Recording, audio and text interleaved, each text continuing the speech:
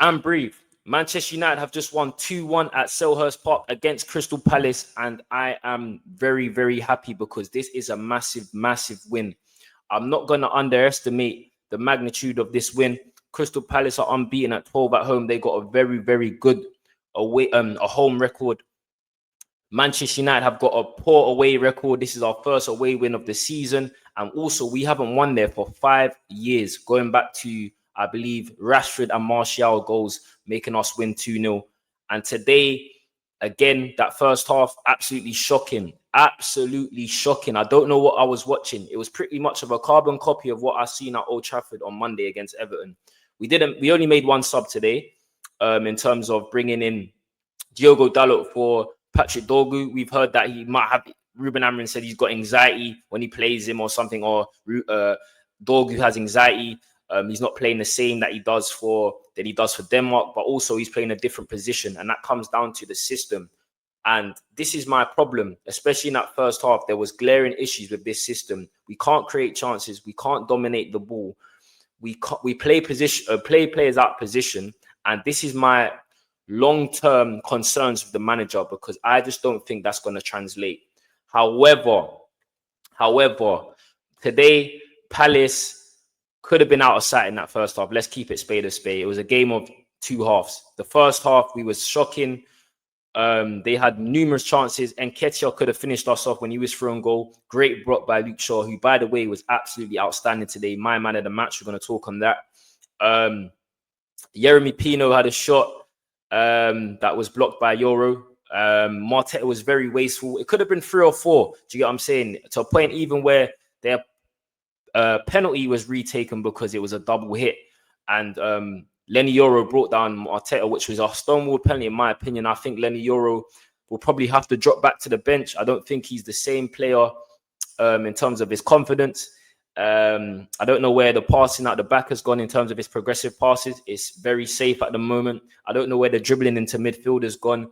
And he's just not good in the air. And he's also been poor in the challenge at the moment. So he needs to sit on the bench, get Maz back in. There was a resurgence from him today, especially in that second half. I thought he was very positive, and he was probably one of our keys to why we won the game. But yeah, we just got to protect him. Lenny Yoro is a fantastic young player of great talent, but protect him, get his confidence back in, and go from there.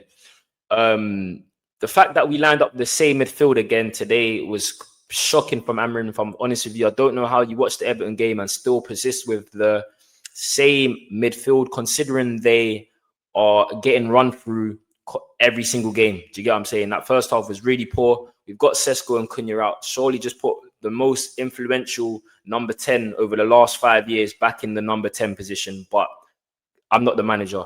But yeah, second half, I got to give credit. Because you know what? Manchester United, we played much better and we deserved the win probably. Do you get what I'm saying? I feel definitely the factor in that Palace just played on Thursday and probably got home at 1 a.m. on a Friday night, then had to play on a Sunday at 12 p.m. They were absolutely knackered. The Premier League done them absolutely dirty with that schedule.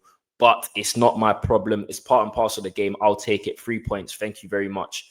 Second half, Manchester United, we didn't make any subs, which I was completely shocked about. I couldn't believe Kobe didn't come on.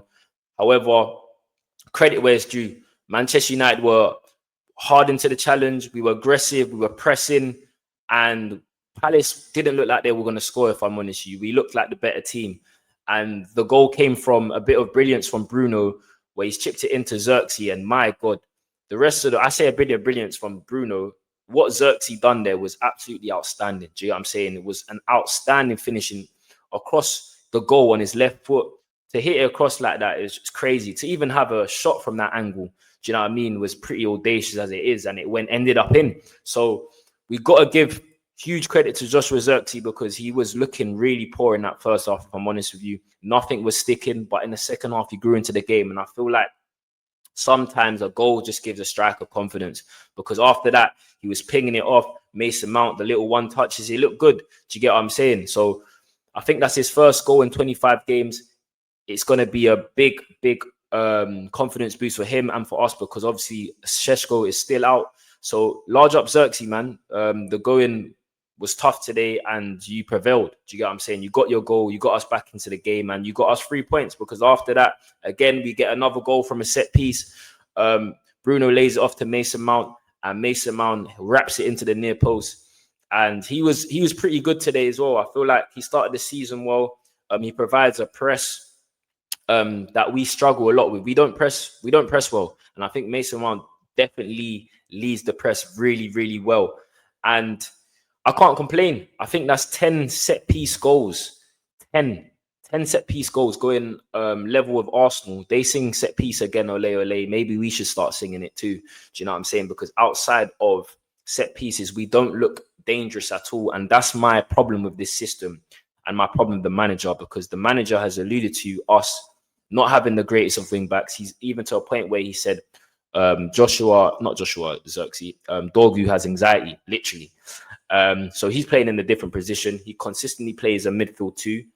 And also we just struggle to create chances in open play. And this is my issues and my gripe with the manager, because he just doesn't change it.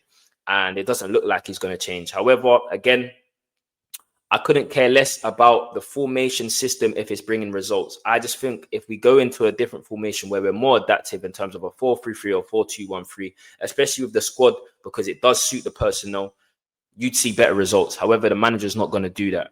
And that's a red flag for me. However, I'm not going to go down a tangent on the manager, and we'll save that for a separate video, because Manchester United have won today. We've gone up to 6th in the table. I think we're on 21 points, and that's all we can ask for. Regardless of how we got the result today, we got 3 points. When teams play bad against us and get 3 points, it's the same thing. So I'm going to keep the same energy. Manchester United did what they needed to do today against a very, very good Palace side. If I'm honest with you, a very good Palace side, and we got 3 points. And that should just be it, the end of it, if I'm honest with you. Definitely long-term, there's still concerns, but we can only go off what we can go off, innit? And that's 3 points. We're unbeaten.